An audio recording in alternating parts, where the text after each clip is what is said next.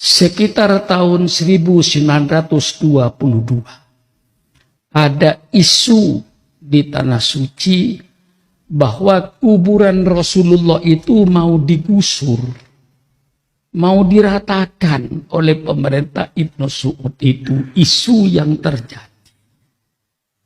Nah, adanya isu ini karena dianggap ziarah kubur itu syirik dari sebagian mereka. Nah, dengan kejadian isu ini, maka almarhum al-maghfurlah Ki Hasyim Asy'ari mendirikan namanya Komite Hijaz. Ini barangkali ketua umumnya nggak tahu, ini barangkali itu. Membentuk Komite Hijaz ini embrionya, belum NU, embrionya. Terdiri dari 3 orang yang saya ingat, Kiai Wahab Hasbullah, Syekh Al-Ghonawi, guru Mesir yang diutus di Tebuireng. 1 kiai dari Pekalongan, apa Kiai Ilyas apa siapa itu saya, ya, tapi yang jelas 3 orang.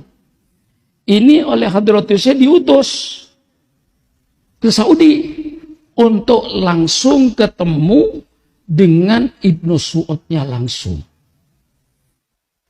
Terjadilah dialog antara Kiai Wahab ini dengan pemerintah Saudi, dialog, adu dalil. Akhirnya diputuskan kuburan Rasul tidak jadi digusur. Lah ini secara internasional, kalau kita baca, tidak digusurnya kuburan Rasulullah itu karena NU. Karena Ki Hasyim Asy'ari bikin Komite Hijaz. Komite Hijaz baliklah ke Indonesia karena sukses. Kuburan Rasulullah tetap tidak digusur. Kemudian komite ini mau membubarkan diri. Oleh Hadratus saya dilarang, jangan teruskan organisasi ini. Karena apa? Orang Indonesia tetap akan mondar-mandir ke Saudi, pasti nanti ajaran Wahabi ini akan dikembangkan oleh dia sama jemaah haji. Jadi ini jangan sampai dibubarkan, supaya tetap kita jaga ahli sunnah wal jamaah. Kalau tidak, nanti orang-orang kita bisa jadi Wahabi ketika ke Mekah. Nah, itulah yang saya baca sejarah ini. Ketika Saudi tahun 1923-24 terjadi pemberontakan Wahabi, mereka menang mengendalikan Saudi, memimpin Saudi. Menang karena disokong Inggris, Perancis. Ulama-ulama Indonesia yang ketika itu mondok di Mekah segera pulang dan bawa kitab-kitab itu. Mbah Hasyim Asy'ari, Mbah Wahab, Mbah Bisri, Syekhona, Mbah Hasan Ginggong, Mbah Ridwan Blitar, Kang Mas Roziki, dulu juga di Mekah sekitar 7 tahun. Mbah Munawir Kerapia, Mbah Zubair, abahnya Mbah Maimun Zubair, dan yang lain-lain, dulu mondok di sana. Begitu Arab rame-rame mereka pulang. Apa itu? Kitab Bukhari Muslim tafsir setelah Wahabi menang di sana dimusnahkan. Lalu dicetak kitab baru yang sudah dirubah-rubah.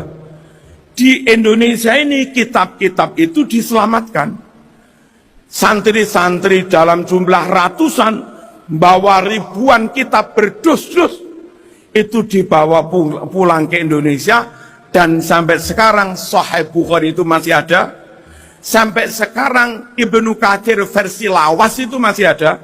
Sampai sekarang Bulughul Maram, Subulus Salam versi lawas itu masih ada. Yang di sana sudah dimusnahkan. Apa itu? Negeri ini wajib dijaga. Sebab negeri ini tempat Allah menyelamatkan ribuan kitab Sahih Bukhari Muslim. Negeri ini tempat Allah menyelamatkan ribuan naskah tafsir yang di Arab sana sudah dimusnahkan, lalu diterbitkan kitab baru yang sudah berubah. Makanya peduli Islam harus peduli Ahlus Sunnah wal Jamaah. Menjaga Islam supaya tetap utuh harus berahlus sunnah wal jamaah. Dan supaya Ahlus Sunnah wal Jamaah sak kitab-kitabe tetap aman, harus menjaga NKRI ini. Karena di negeri ini Allah selamatkan ribuan kitab yang di Arab dulu dibakar, yang di Arab dulu dimusnahkan. Di pundak umat Islam Indonesia, mungkin NU, mungkin Muhammadiyah, ada dua tanggung jawab yang harus dipikul bareng-bareng. Apa tanggung jawab pertama? Amankan semua kitab, jangan sampai itu rusak, sebab di Arab sudah dimusnahkan. Yang kedua, jaga NKRI. Jangan mau propaganda untuk merubah NKRI. Propaganda apapun, meskipun bertitel negara khilafah, negara syariah, negara apapun, itu sejatinya propagandanya kaum Wahabi mengatasnamakan Islam. Kalau itu dituruti, NKRI bubar, berdiri negara Islam, capek negara Islam tapi isinya Wahabi. Kalau kami suruh milih, mending milih NKRI, isinya Ahlus Sunnah wal Jamaah, yang Islamnya asli, kitabnya asli, daripada negara bermerek negara Islam tapi isinya Wahabi, kitabnya sudah dimusnahkan lalu diganti kitab baru. Nah, beban berat, misi berat menjaga agama, menjaga keaslian kitab, menjaga keaslian ajaran, menyampaikan, membimbing masyarakat tetap sesuai dengan itu, plus terus-terusan memahamkan bahwa menjaga negara sejatinya menjaga kitab-kitab itu. Menjaga kitab-kitab itu sejatinya menjaga keaslian Islam. Ber-NKRI dalam rangka menjaga keutuhan Islam, berislam yang benar juga dalam rangka menjaga NKRI. Tugas berat yang teramat berat itu nggak mungkin saya tok melakukan, nggak mungkin Ibu Gubernur tok melakukan, nggak mungkin Pak Yai Sujak tok, nggak mungkin Pak Yai Ridwan Nasir tok, Yai Roziki melakukan. Itu mesti bareng-bareng. Bahkan mungkin NU tok nggak mampu. Harus bareng-bareng yang lain dengan semua elemen bangsa setelah berkesepahaman. Kenapa harus begini? Ini loh Mas. Kenapa harus begini? Ini loh Mas. Oke, kita bareng-bareng. Jaga Islam, juga jaga NKRI. Makanya perlu berorganisasi, bahkan organisasi pun nggak bisa satu organisasi tok, mesti bermitra, mesti bertaawun, bersinergi dengan organisasi lain untuk menjaga keutuhan dan keaslian Islam dan menjaga NKRI harga mati. Allahumma shalli ala.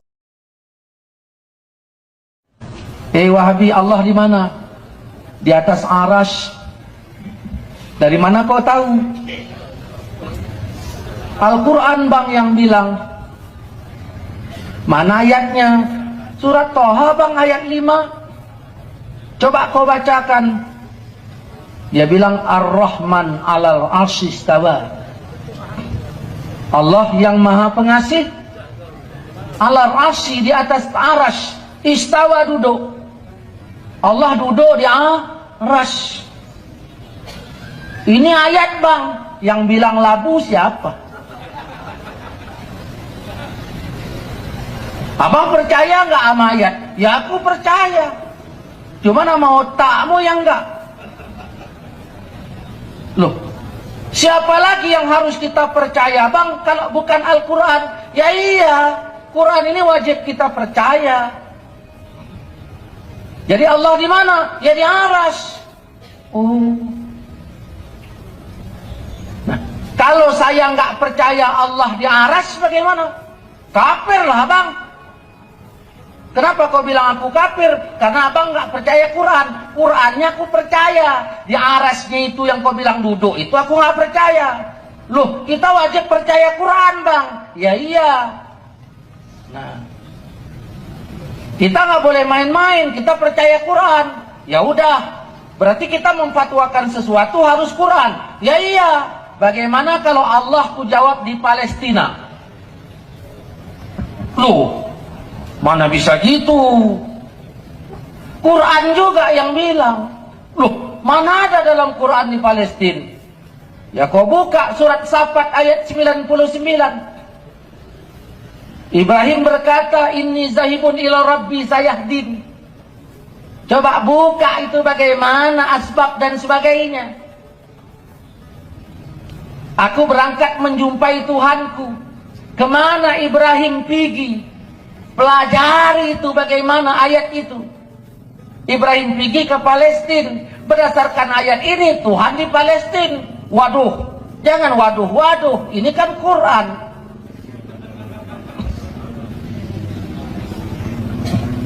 Bang, kami mengatakan Allah itu di arsy.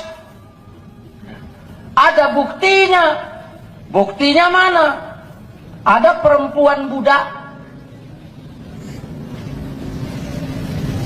Terus ditanya oleh Rasul, Aina Allah?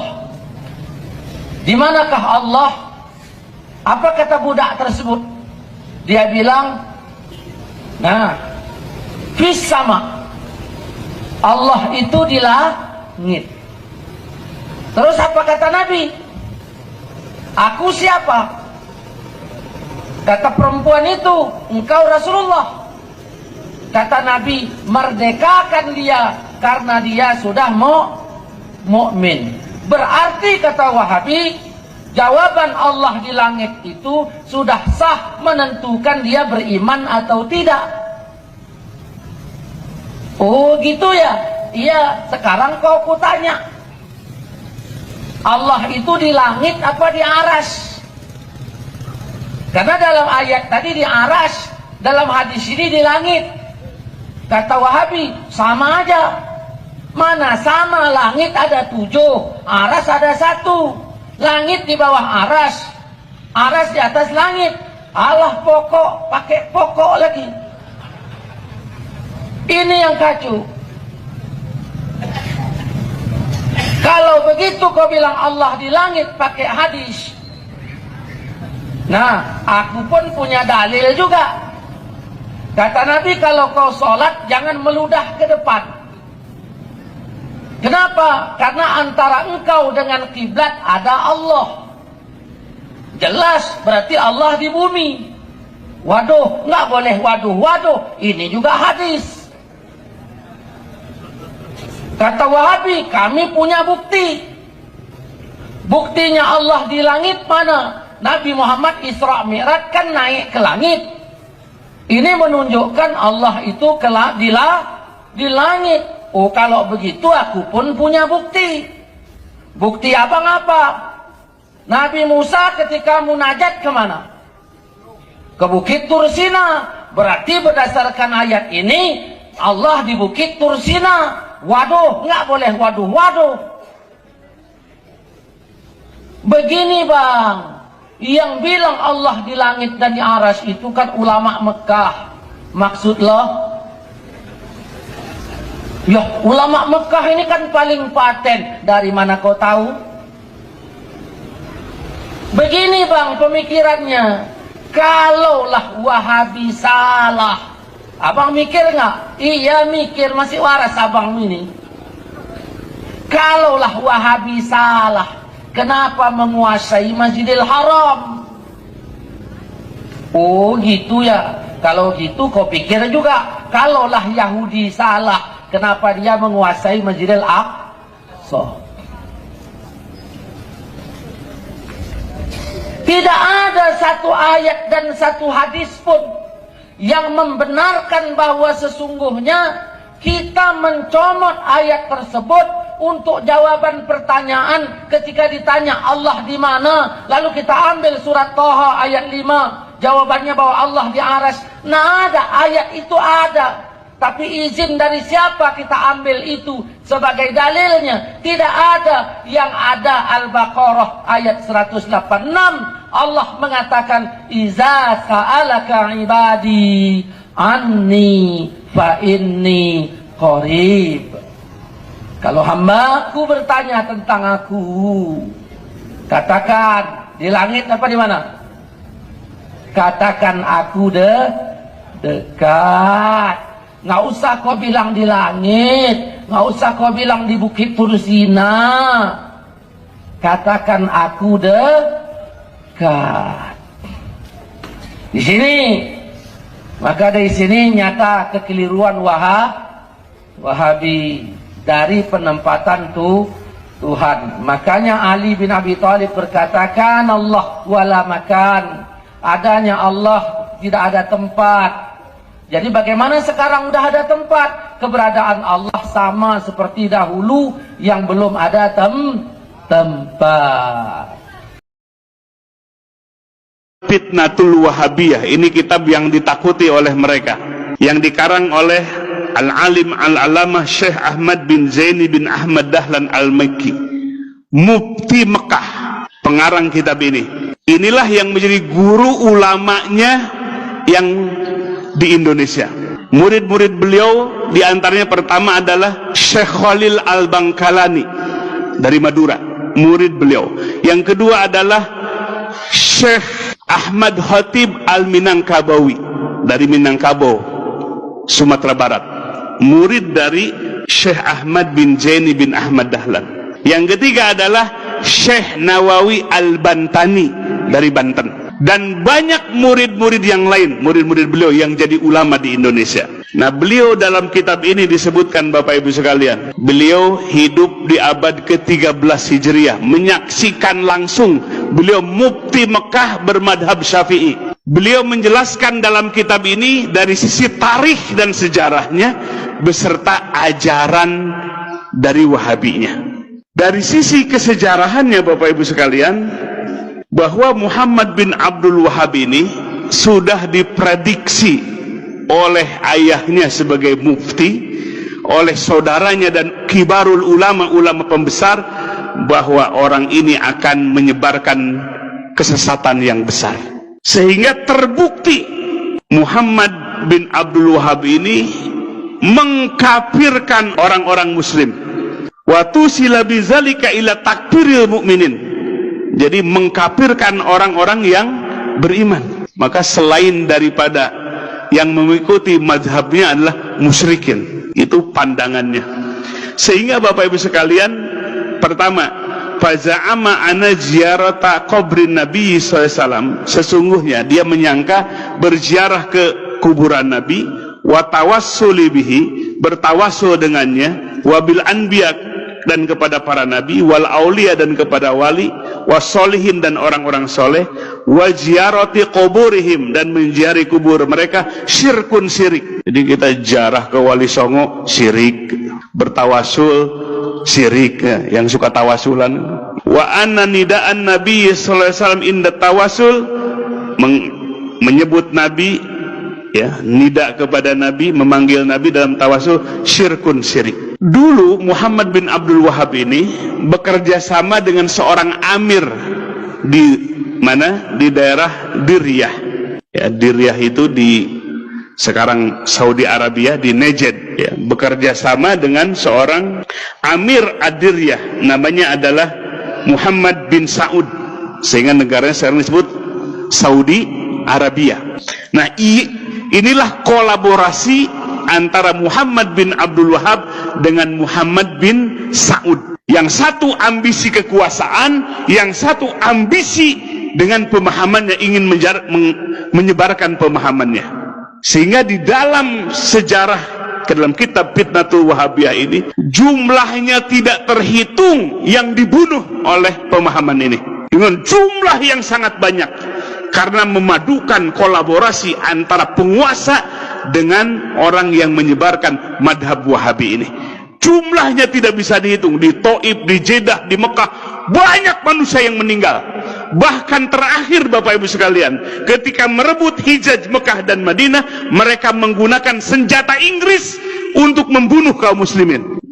Dalam kitab ini dan banyak kitab-kitab yang lainnya. Maka disebutkan dalam kitab ini, musibah terbesar yang menimpa umat Islam sepanjang sejarah umat Islam adalah fitnahnya Wahabi ini.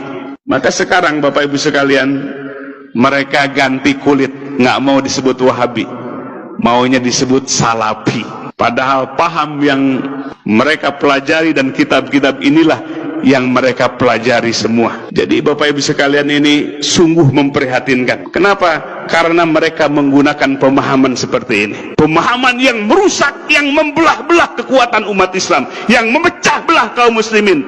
Kaum muslimin disebut orang musyrik, bahkan lebih syirik dibandingkan dengan Abu Jahal dan Abu Lahab. Sungguh kejam Bapak Ibu sekalian paham ini. Bagaimana kalau anak-anak kita mesantren di tempat itu melahirkan orang-orang yang kasar, yang radikal seperti itu. Maka oleh sebab itu kita jangan kecolongan. Kita bukan memecah belah umat, tapi mereka yang memecah belah umat dengan kitab-kitab yang dihadirkan dan pergerakan dakwah mereka, terutama di Indonesia setelah Presiden Soeharto lengser. Mereka berleluasa, biaya dana yang besar dari Saudi Arabia, dari Kuwait, dari Qatar masuk ke Indonesia untuk menggerakkan, menyebarkan pemahaman ini.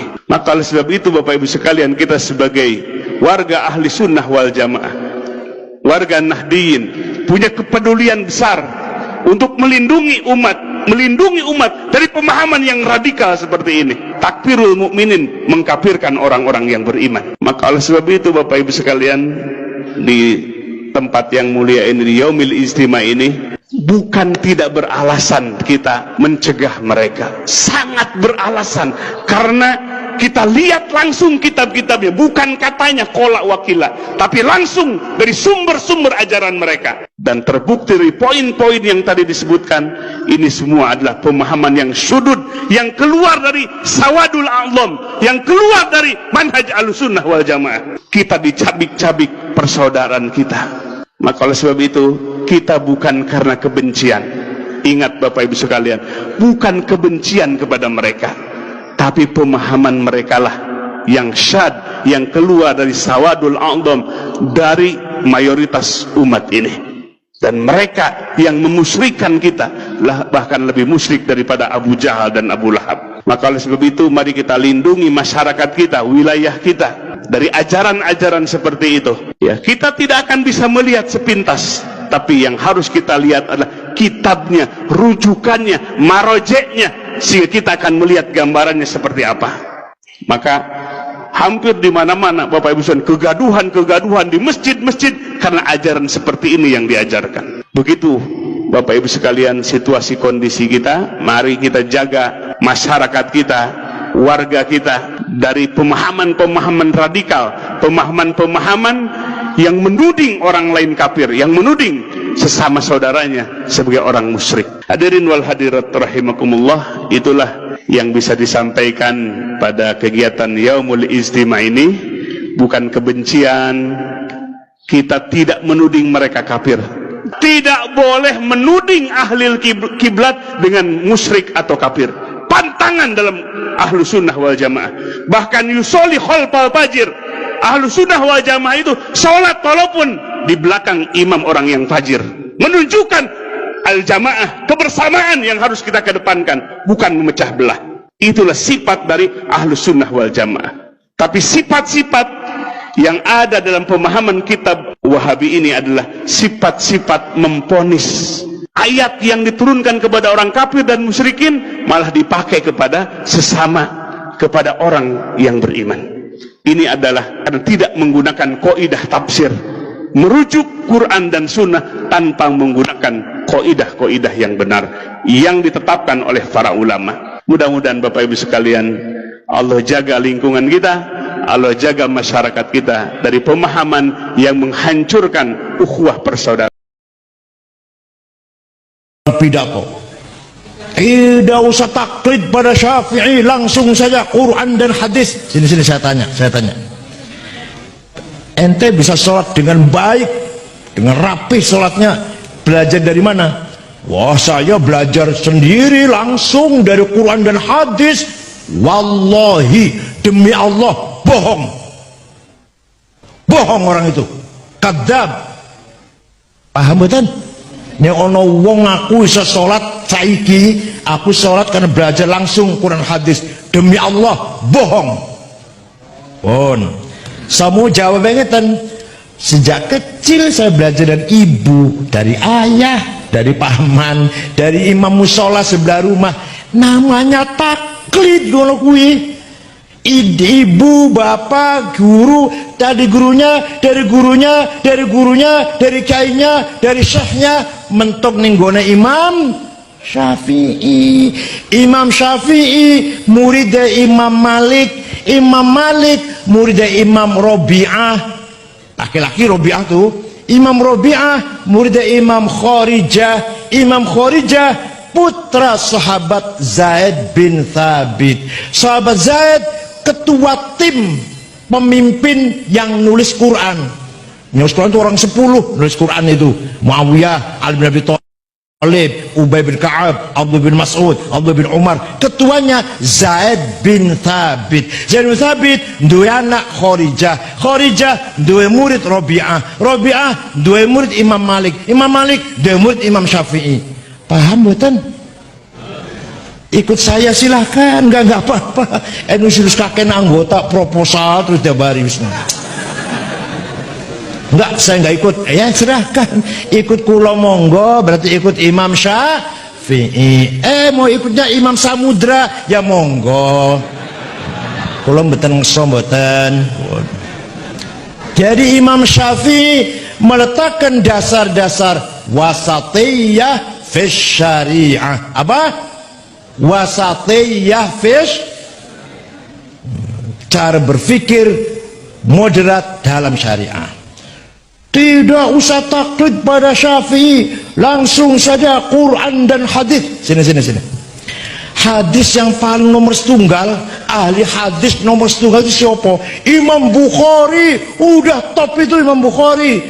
Apal hadis 600.000. Apal hadisnya 600.000 Imam Bukhari.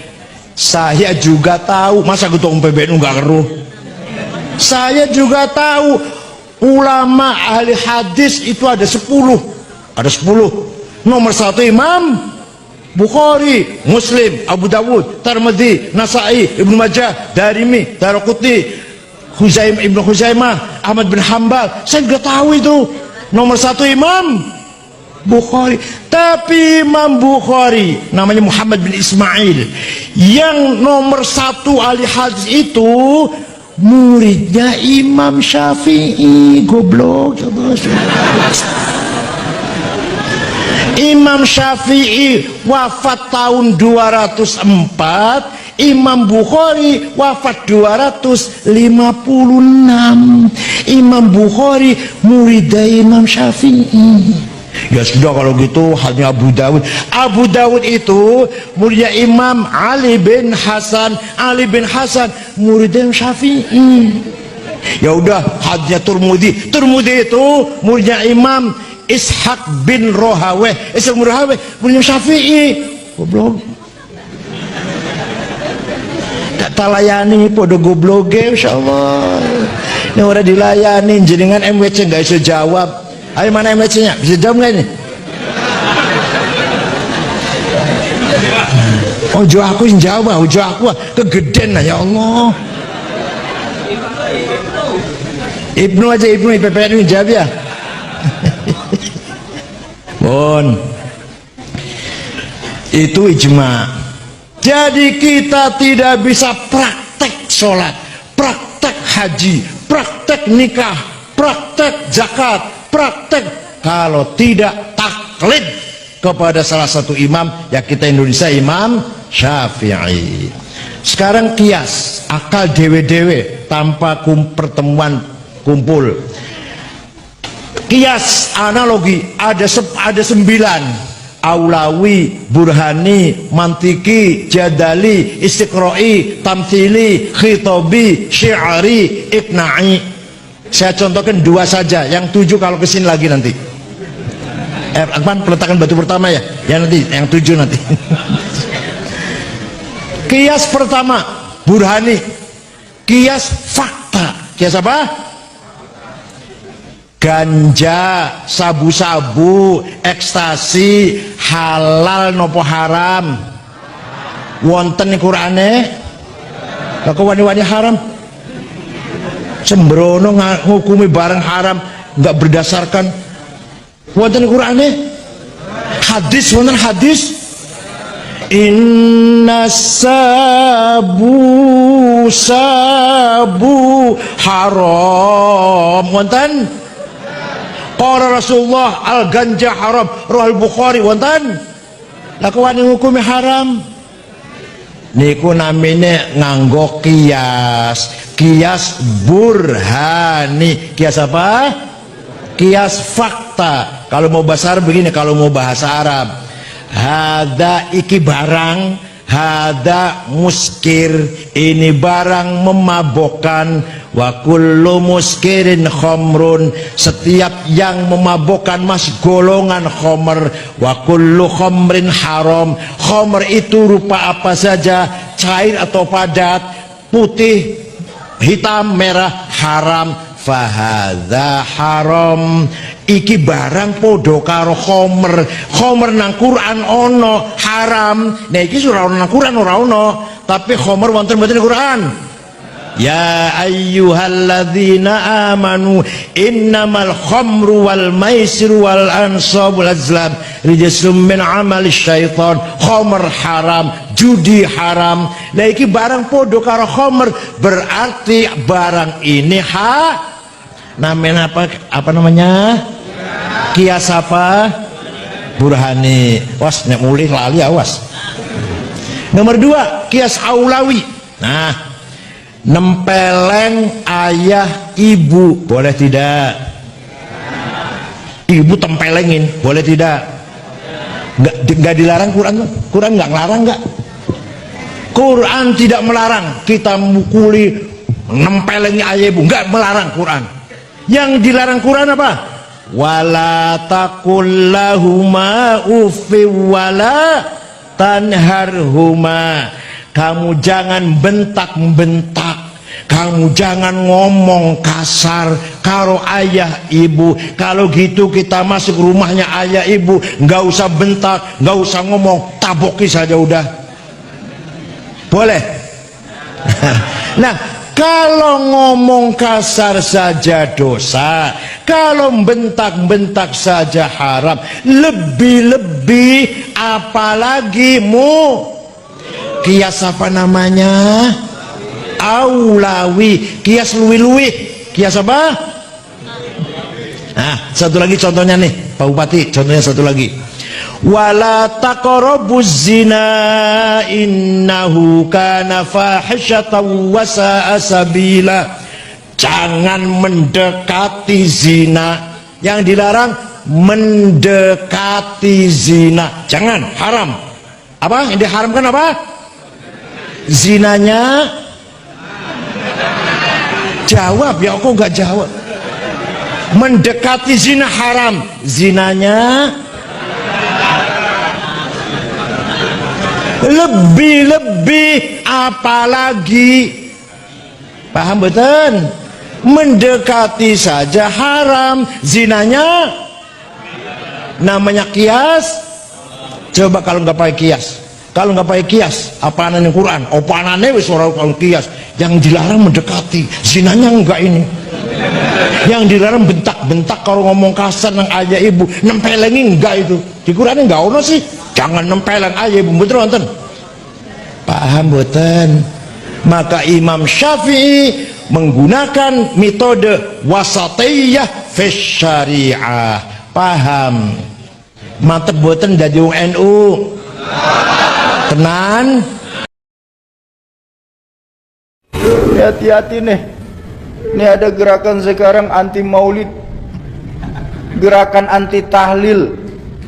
Bahkan teman-teman saya itu, saudara-saudara kita, Pak, pernah nanya sama saya, Sauki, apa? Memangnya roh dibacain Fatihah pahalanya nyampe? Saya bilang nyampe, Pak. Apa dalilnya? Nggak usah pakai dalil, Pak, nanti kita jadi perang dalil. Kalau Bapak nggak percaya, Bapak mati aja duluan, saya bilang. Ntar saya kirimin Fatihah, kalau nggak nyampe balik lagi kasih tahu. Lo kalau khilafiyah kita perbesar Pak, sampai kiamat pun nggak akan selesai. Bener? Makanya Al-Quran memberikan jalan tengah. Apa jalan tengah yang Al-Quran ajarkan? Lana a'maluna walakum a'malukum. Jadi buat saya yang senang maulid kita di Pekanbaru, bagus, terusin. Baginda Nabi senang. Yang nggak suka maulid juga udah diem-diem aja Pak, nggak usah pakai ngata-ngatain yang maulidan bakal masuk neraka. Dikit-dikit neraka, dikit-dikit neraka. Emang neraka punya bapak moyangnya? Hati-hati nih, hati-hati. Nih kita di tempat kita nih di Pekanbaru ini masih banyak ulama-ulama, masih banyak guru-guru. Dan mohon maaf Bapak Ibu, cari ulama dan tuan guru kita ini yang sanad keguruannya mutawatir, sambung menyambung sampai kepada baginda Rasulullah Sallallahu Alaihi Wasallam. Ini penting sanad keguruan nih. Makanya saya agak kurang setuju ketika ada yang bilang bahwa hukum Islam itu cuma dua, kembalikan kepada Quran dan Sunnah. Buat saya orang bodoh ini, Bapak Ibu saya sekalian, buat saya orang bodoh ini, kalau kita mengambil hukum dari Quran dan Sunnah, terlalu pandailah kita Pak. Kenapa? Bahasa Quran itu terlalu luas untuk diterjemahkan Pak, kalau lewat terjemahan saja. Bahasa Quran dan hadis itu sangat luas kalau kita cuma memahami Quran lewat terjemahan. Satu contoh, mohon maaf, dalam Al-Quran yang diperintahkan itu cuma sholat. Betul apa enggak? Apa dijelaskan dalam Al-Quran sholat zuhur, asar, maghrib, isya, subuh? Di mana kita temuin? Hadis. Dalam hadis pun cuma dijelaskan 5. Tapi bagaimana mengerjakannya dijelaskan apa enggak? Contoh hadis yang paling gampang. Baginda Nabi bersabda dari Imam Ahmad, "Shallu kama ra'aitumuni usolli." Salatlah kamu sebagaimana kamu melihat aku salat. Ini kalau kita terjemahkan ya. Mohon maaf saya tanya, ada di sini yang pernah ketemu Rasulullah? Ada yang pernah duduk di belakang Rasulullah? Terus bagaimana kita tahu salatnya Rasulullah? Dari guru-guru kita yang ngajarin kita. Ini loh pentingnya. Makanya hukum Islam itu bukan cuma 2 tapi 4. Ada Quran, ada Sunnah, ada ijma, ada qiyas. Yang nggak ditemukan di Quran bisa kita temukan di hadis. Yang nggak ada di Quran dan hadis bisa kita temukan di dalam ijma. Yang nggak ada dalam ijma bisa diqiyas melalui ulama-ulama kita. Bayangkan untuk memahami untuk berijtihad satu hukum ada syarat ijtihad Pak. Paling tidak dia harus hafal 30 juz, 114 surah, 6230 sekian ayat. Selesai? Belum. Dia harus tahu asbabun nuzul dari ayat tersebut. Selesai? Belum. Dia harus mengkhatamkan minimalnya 3 tafsir Al-Quran yang masyhur. Tafsir Jalalain, tafsir Ibnu Katsir maupun tafsir Tabari. Silakan. Selesai? Belum. Dia harus belajar asbabun nuzul. Untuk tahu asbabun nuzul berarti harus belajar hadis. Untuk tahu kedudukan hadis kan harus belajar mustalahul hadis. Untuk tahu mustalahul hadis ya tentu harus belajar asbabul wurud. Untuk tahu asbabul wurud ya harus belajar fikih. Untuk tahu fikih yang ngaji sama ulama-ulama yang ada sekarang, jangan ngajinya sama Mbah Google.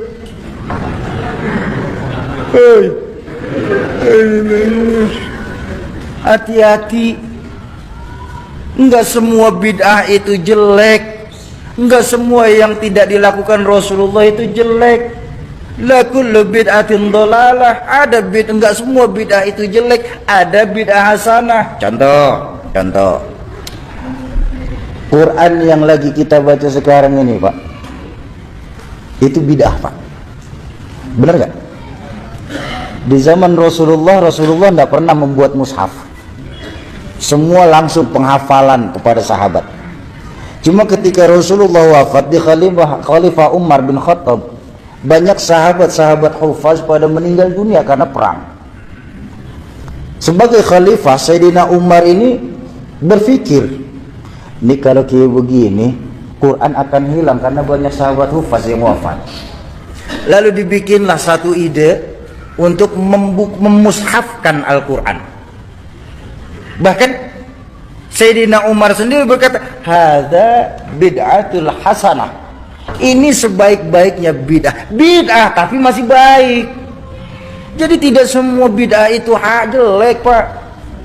Kalau memang mengartikan semua bid'ah itu jelek, mohon maaf Bapak Ibu, mohon maaf. Ini muka kita muka bid'ah loh, Pak. Zaman Nabi nggak ada potongan kayak kita, Pak. Bid'ah tuh operasi plastik. Handphone yang Bapak Ibu pegang itu bid'ah tuh. Nabi nggak pernah pakai handphone kok. Bener. Buang. Ganti kaleng susu. Sambungin benang. Ngomong dah tuh halo halo. Ayolah kita sesama Islam nih, kita saling asih asuh. Jangan sama-sama kita malah saling gasak, gesek, gosok. Sudah waktunya kita nih sekarang meluruskan saf, merapatkan barisan. Musuh kita sekarang sudah jelas, Pak. Apa musuh yang paling nyata?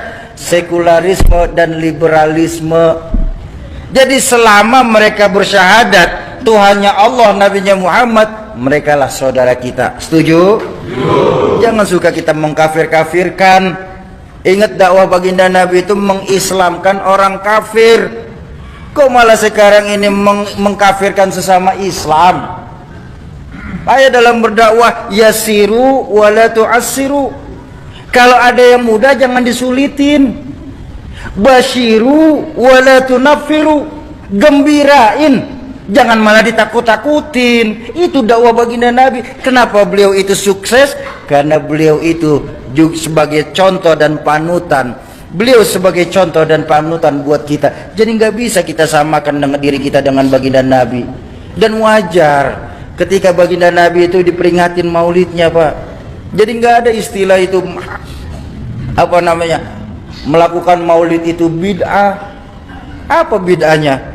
Oh, kita tambah kenal sama baginda Nabi. Ayo, bagaimana kita bisa tahu sejarah baginda Nabi kalau bukan lewat pembacaan sejarah baginda Nabi? Benar? Tuh Nabi Muhammad seorang manusia biasa, Sauki.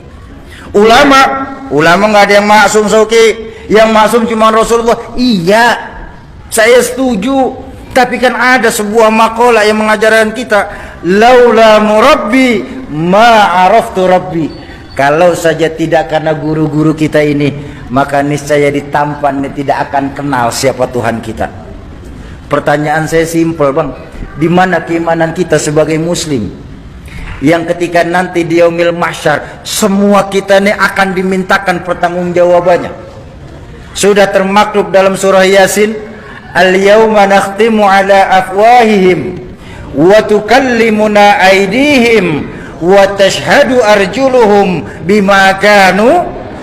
Mulut dikunci, tangan berbicara, kaki bersaksi atas apa-apa yang kita lakukan di permukaan bumi Allah ini. Di mana, Bang, nilai keimanan kita sebagai muslim, Bang? Yang ketika nanti Allah Qadi Rabbul Jalil, Allah akan bertanya kepada masing-masing kita, kamu orang tampan yang katanya Islam, di mana posisi kalian ketika kalian tahu agamaku lagi dihina-hina? Kamu yang katanya pecinta kekasihku Muhammad, di mana posisi kalian ketika kalian tahu di dunia ini kekasihku lagi disamakan dengan Insinyur Soekarno? Dan kalian yang ngaku-ngaku sebagai muslim, di mana posisi kalian ketika kalian tahu para wali-waliku di dunia ini lagi dicari-cari kesalahannya? Di mana nilai keimanan kita sebagai muslim sesungguhnya? Ayo, di peringatan tablik akbar malam hari ini, kembalikan lagi nilai keyakinan kita kepada Allah Subhanahu wa ta'ala. Tanamkan kepada diri kita, kalau kita sendiri, yang kedua Allah. Kalau kita berdua, yang ketiga Allah. Jangan pernah pisahkan Allah dalam hidup kita. Setuju?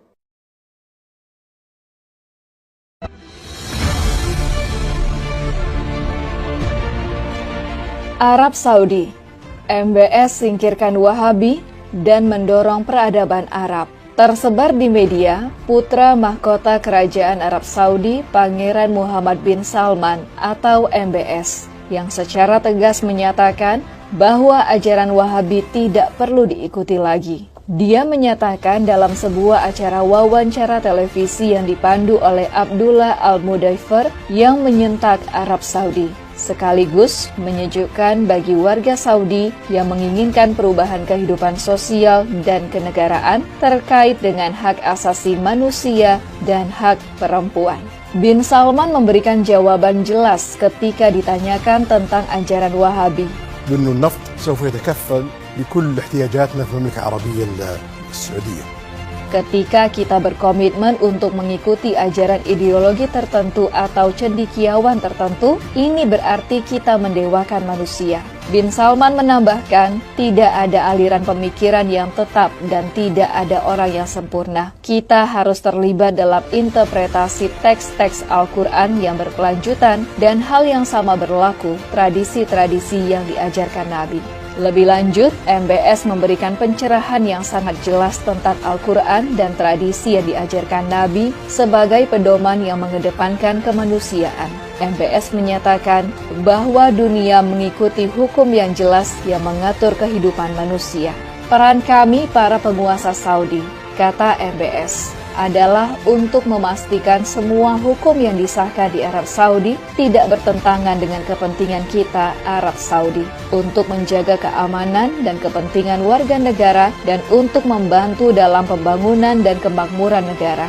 Jadi, undang-undang disahkan berdasarkan prosedur tersebut dan harus sesuai dengan konvensi internasional. Kegelisahan Arab Saudi terhadap Wahabi dipicu oleh 3 kegelisahan. Pertama, hilangnya peradaban asli Arabia dengan berbagai fatwa Wahabi yang bertentangan dengan kemanusiaan. Kedua, oleh geopolitik internasional yang tidak lagi membutuhkan Wahabi. Ketiga, modernisasi dan internet yang mengubah pandangan warga Saudi sebagai warga negara. Khalid Al-Dakhil, sejarawan dan intelektual Arab Saudi, menyebut dengan jelas, Wahabi mengajarkan orang Saudi menjauhi sejarah negara yang jauh lebih besar dari sekedar Wahabi.